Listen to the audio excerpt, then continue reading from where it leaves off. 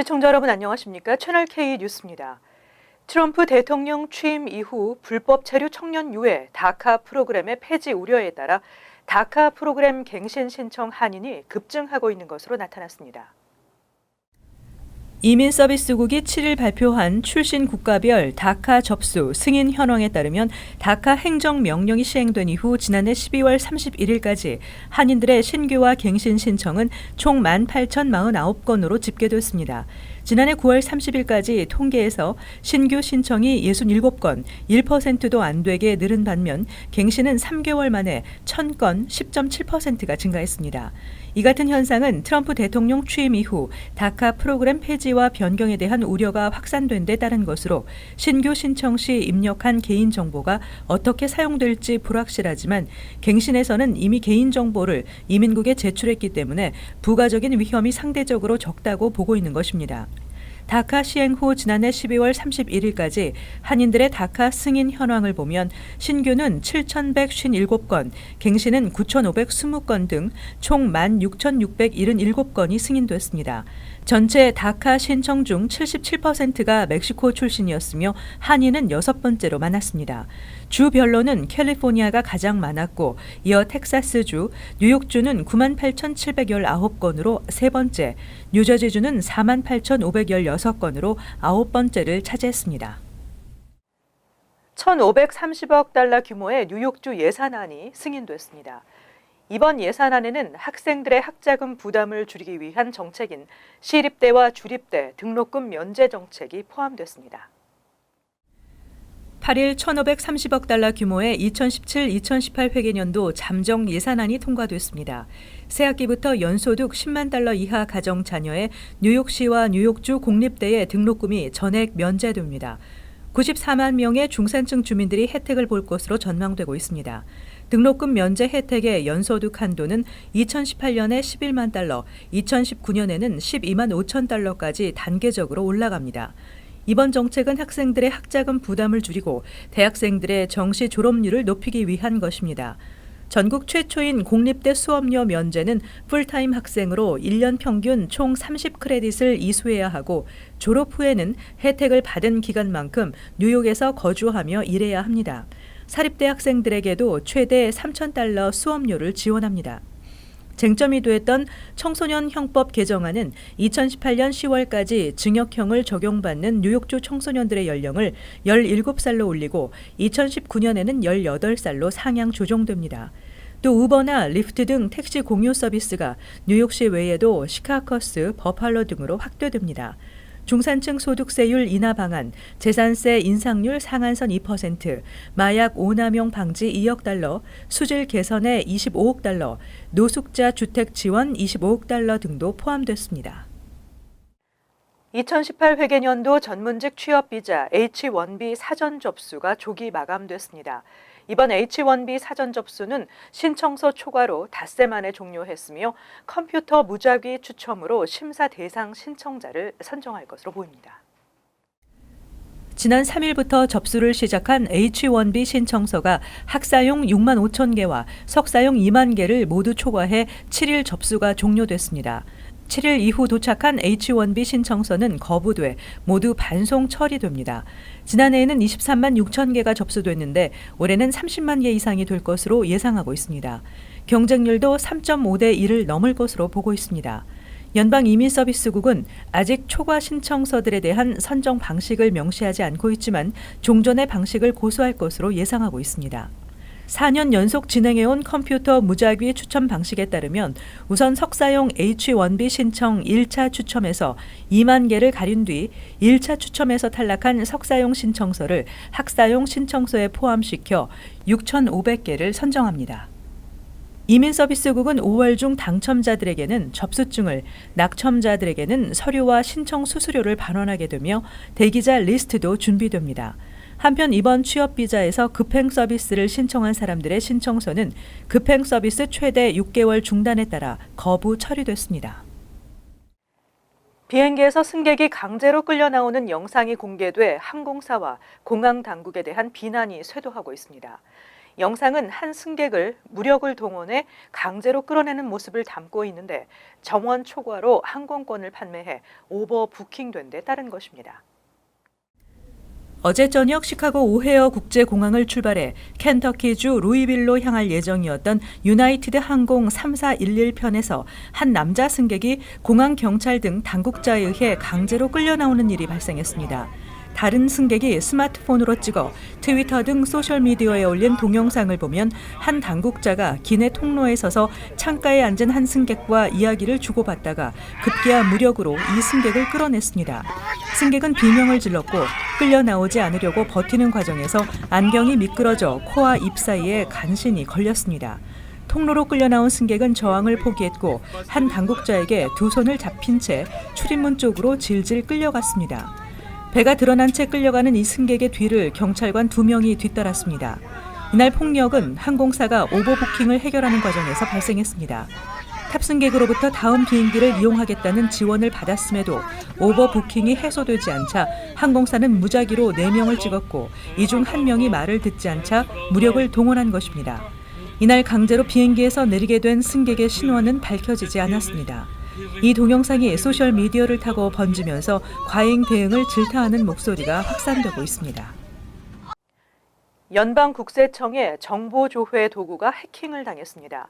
이로 인해 연방학자금 보조를 신청한 납세자 10만 명의 개인정보가 불법 유출됐을 가능성이 제기됐습니다. 8천 건의 허위 세금 환급으로 3천만 달러의 피해가 발생했습니다. 존 코스키넨 국세청 국장은 최근 연방 학자금 보조 신청서에 소득세 신고 내용이 자동으로 전송되는 도구인 정보 조회 도구가 해킹당해 이를 이용한 최대 10만 명의 사용자 개인정보가 유출됐을 것으로 여겨진다고 밝혔습니다. DRT 해킹을 통해 유출된 개인정보는 불법 소득세 환급 신청에 쓰여졌으며 이를 통한 환급 신청은 약 8천 건, 환급액은 3천만 달러에 달한다고 의회에 증언했습니다. 이에 따라 DRT 사용은 3월 초부터 중단된 상태입니다. IRS의 정보 조회 도구 DRT는 복잡한 납세 정보를 자동으로 입력할 수 있어 편리하지만 보안성이 취약해 해킹의 대상이 됐다는 것이 IRS의 설명입니다. IRS는 또 도용한 개인정보를 이용한 5만 2천 건의 허위 세금 보고를 적발했으며 이 중 1만 4천 건의 불법 세금 환급금 청구를 막았다고 덧붙였습니다. IRS는 3만 5천여 명의 납세자에게 개인정보 해킹 가능성을 통보했으며 추가로 10만여 명에게 해킹 우려를 알릴 계획입니다. 세무 전문가들은 학부모뿐만 아니라 자녀의 개인정보까지 유출된 것이 더 큰 문제라며 세심한 주의가 요구된다고 조언했습니다. 뉴저지 공립학교에 한식 급식이 정식으로 제공됩니다. 포틀리와 테너플라이 지역이 유력한 것으로 알려졌으며 빠르면 다음 달부터 한식이 급식에 포함됩니다. 지난달 뉴저지 학교 공식 급식업체 폼토니안사와 한식 메뉴를 급식에 포함시키기로 합의를 마친 미동부 한식세계화 추진위원회가 5월 초 정식 계약을 체결합니다. 이에 따라 5월 말부터는 한식 급식이 현실화될 것으로 전망됩니다. 이강원 회장은 빠르면 다음 달 말부터 한식이 급식에 포함되고 학생들의 반응에 따라 정확한 급식 학교 수와 급식 횟수가 확정될 것이라고 말했습니다. 추진위원회는 현재 뉴저지 주정부가 요구하는 급식 영양성분 기준과 단가에 맞춘 메뉴 개발을 마친 상태입니다. 또 한식 급식이 제공되는 학교는 아직 확정되지 않았지만 포틀리와 테너플라이 지역 학교가 유력한 것으로 알려졌습니다. 4월 초 이미 한국 정부로부터 뉴저지 공립학교 한식 급식 사업 계획에 대한 승인을 받았으며 한식 세계화 재단으로부터 지원을 약속받았습니다. 추진위원회는 지난해 뉴저지 노던밸리 리저널 올드테판 고등학교를 시작으로 한식 급식 시범 행사와 한식 조리 교육을 북부 뉴저지 공립학교를 중심으로 실시해 왔습니다. 한편 추진위원회는 지난해에 이어 뉴욕시에서도 공립학교에서 한식 급식 시범 행사를 몇 차례 추가 진행할 계획입니다. 최근 미국 경제가 호조를 보이면서 신용카드 대출이 크게 늘어나고 있습니다. 이에 따라 미국인들의 빚이 1조 달러를 다시 넘어섰습니다. 지난해 12월 미국인의 신용카드 대출 잔액이 글로벌 금융위기 발발 직후인 2009년 1월 이후 가장 많은 액수로 증가했습니다. 8일 월스트리트저널은 연방준비제도 자료를 인용해 2월 기준 미국인의 신용카드 대출 잔액이 1조 4억 달러로 나타났다고 보도했습니다.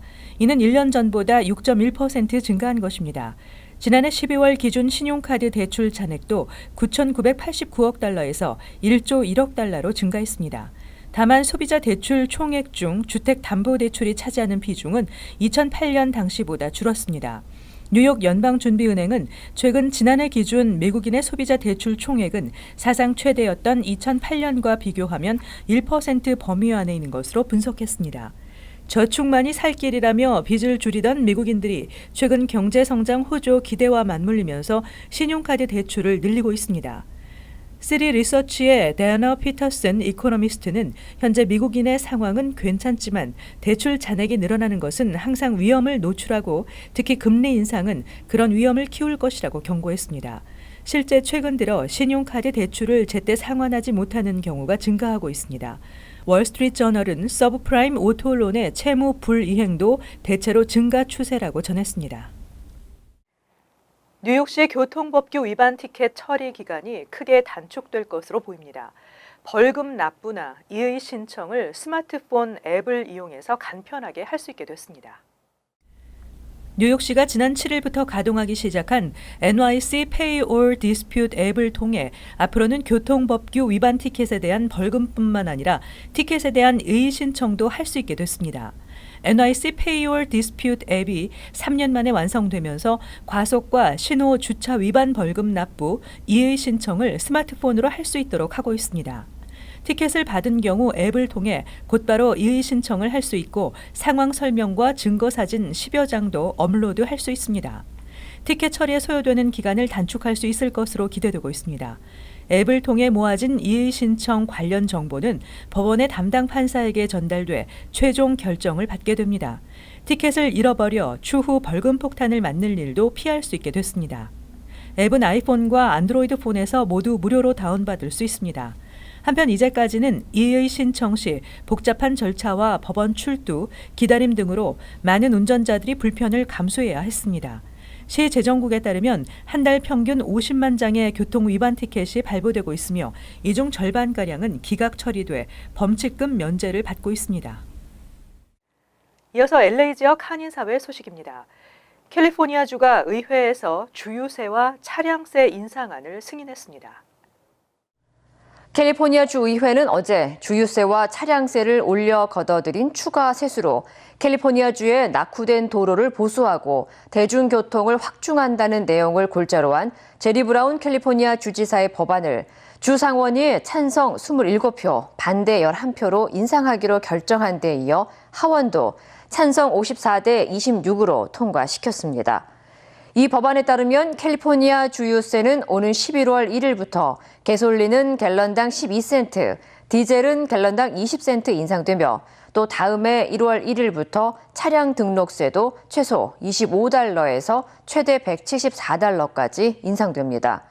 한편 이에 대해 일각에서는 계속되는 세금 인상으로 스몰 비즈니스와 저소득층의 경제에 부정적인 영향을 끼칠 것이라는 우려의 목소리도 나오고 있습니다. 캘리포니아주의 가뭄 경보가 마침내 해제됐습니다. 제리 브라운 주지사는 오늘 캘리포니아주 지역 가운데 77%가 가뭄에서 벗어났다는 연방 가뭄 모니터의 보고서에 따라 프레스코, 킹스, 툴레어, 투오름 등 4곳을 제외하고 캘리포니아 전 지역에서 가뭄 경보를 해제하겠다고 밝혔습니다. 이어 주 당국은 가뭄 경보는 해제됐지만 언제 다시 가뭄이 시작될지 알 수 없는 만큼 장기적인 수자원 보전 계획을 추진할 예정이라고 덧붙였습니다. 한편 캘리포니아 주 당국은 지난 2014년 가뭄으로 인한 물 부족 해결을 위해 캘리포니아 주 전체에 가뭄 경보를 내렸습니다. 계속해서 월드리포트입니다. 용암이 언제 폭발할지 모르는 활화산에서 스키를 타거나 번지점프를 즐기는 사람들이 등장하고 있습니다. 극한의 공포에 맞서는 용기 있는 도전도 좋지만 철저한 안전 대책이 필요해 보입니다. 까만 하늘 위로 시뻘건 불기둥이 치솟고 화려한 불꽃이 비처럼 쏟아집니다. 상공 200m까지 용암을 뿜어낸 성난 화산은 이탈리아 시칠리 섬에 자리한 에트나산. 세계에서 가장 활발한 활화산 가운데 하나입니다. 그런데 한 남성이 희뿌연 화산가스를 헤치며 에트나산을 오릅니다. 해발 3,350m 정상 부근에 올라 자세를 잡더니 눈밭을 가르듯 검은 화산재를 가르며 스키를 타고 내려옵니다. 멀리서 보면 마치 미지의 행성을 달리는 듯한 모습입니다. 꿈틀대는 용암과 언제 날아올지 모를 화산석은 아랑곳하지 않고 발 아래 펼쳐진 장관을 만끽합니다. When I spend time away from it, I feel nostalgic, like if something is missing to my soul, to my life. And in this moment, I take my ski and I go up. 마치 핵폭탄이라도 터진 듯 하늘로 거대한 불기둥이 솟구쳐 오르고 분화구에선 시뻘건 용암이 부글부글 용트림을 칩니다. 칠레에 있는 비아리카 화산 역시 남미에서 가장 활발한 활화산 가운데 하나. 그런데 해발 2,800m 화산 상공에 헬기가 멈추자 사람들이 밧줄에 몸을 묶은 채 용암이 꿈틀대는 분화구로 뛰어듭니다. 활화산 속으로 번지 점프를 하는 관광 상품입니다. When you see the lava, that's pretty freaky. Like something you consider is how close the lava is, and if you're gonna touch the lava, of course, or like if the lava is gonna like burp and singe you. 밧줄이 팽팽하게 늘어났을 때 용암과의 거리는 불과 200m 안팎. 호기롭게 도전했다가 막상 분화구를 보고는 공포감 때문에 포기하는 경우도 적지 않습니다. I can't. I'm sitting on your leg. Yeah, I can't. 이처럼 활화산 주변에서 극한 체험이나 스포츠를 즐기는 사람들은 단순한 재미를 넘어 도전의 의미가 적지 않다고 말합니다. Everything in you is going to resist it. In spite of the resistance inside, to just let go and jump, it gives you something, it cultivates something inside you. 하지만 사고는 언제 찾아올지 모릅니다. 지난달 에트나산에서는 화산이 갑자기 분화해 돌덩이 폭탄이 쏟아지면서 관광객들이 다치고 자동차 창문도 박살이 났습니다. Un po' di neve, il contrasto tra il freddo e il caldo genera questa azione, questa esplosione. 극한의 공포에 맞서는 용기 있는 도전도 좋지만 뜻밖의 사고를 피하려면 사전에 철저한 안전 대책을 마련해놔야 한다는 게 전문가들의 지적입니다. 이어서 간추린 소식입니다. 뉴욕시경은 지난 7일 바디캠 사용 규정을 완성하고 이달 안에는 바디캠 시범 프로그램을 시행합니다. 이달 말까지 뉴욕시 20개 경찰서 약 1,200명의 경찰들에게 바디캠을 배포하고 2019년까지는 뉴욕시 내 모든 경찰들이 바디캠을 부착할 전망입니다. 바디캠 프로그램은 경찰의 과잉 진압에 대한 논란이 거세지면서 최근 적극적으로 추진돼 왔지만 사생활 침해 등의 이유로 반대에 부딪혔었습니다. 텍사스주 댈러스시 비상관리국의 경보 시스템이 8일 밤 무려 156차례나 사이렌이 울렸습니다. 비상관리국장은 해커의 소행이란 사실을 알아냈지만 신원은 밝혀지지 않았다고 전했습니다. 시 비상관리국 사이렌은 통상 토네이도, 허리케인 등 악천후를 예보할 때 울립니다. 하지만 이날 밤새 울린 사이렌으로 시민들은 잠을 설쳤고 댈러스 911에는 4,000통의 문의 전화가 폭주했습니다. 뉴욕시의 약물 남용으로 인한 사망자가 사상 최고치 1,300명을 돌파했습니다. 지난해 같은 기간보다 38.7% 증가한 것입니다. 이들의 90%는 헤로인과 마약성 진통제인 펜타닐 남용으로 나타났습니다. 뉴욕시에서는 지난 2011년부터 2015년까지 5년 동안 헤로인 판매자 체포가 57%포인트 증가했습니다. 한편 전국적으로는 지난해 약 5만 명이 약물 남용으로 사망했는데 같은 기간 교통사고 사망자는 3만 8천여 명으로 나타났습니다. 6일 오전 퀸즈 자마이카 JHS 217 중학교에서 한 학생이 최루가스 분사기를 작동시키면서 한바탕 소동이 벌어졌습니다. 이 여학생은 집에서 몰래 가져온 최루가스를 자랑하다 친구들의 권유로 분사시키자 카페테리아에 있던 400여 명의 학생들이 혼란에 빠졌습니다. 20명의 학생들이 치료받았으며 10명의 학생이 자마이카 병원으로 후송돼 치료를 받았습니다. 다음은 환율과 증권 소식입니다.